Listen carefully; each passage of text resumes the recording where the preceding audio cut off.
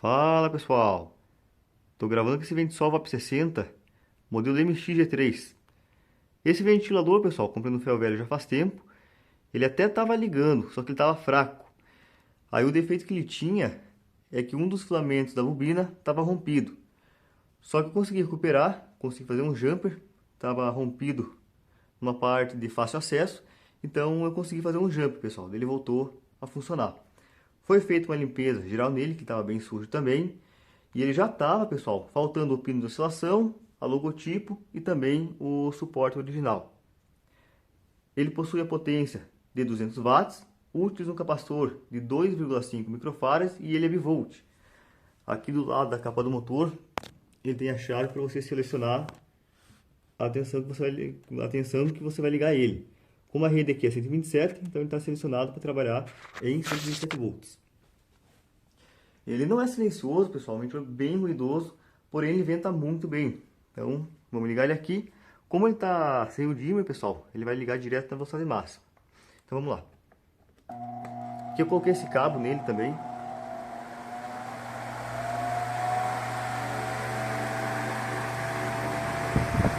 É um ventilador bem forte aí na questão de vento, pessoal. Uma rotação bem alta.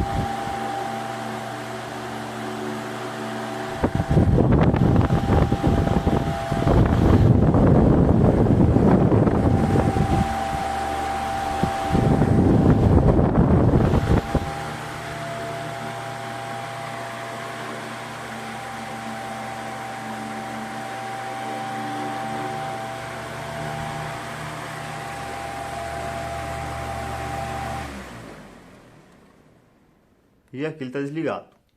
Então é isso aí, pessoal. Esse foi o vídeo do Ventisol VAP 60 MX-G3. Espero que vocês tenham gostado do vídeo. Um grande abraço a todos e até mais.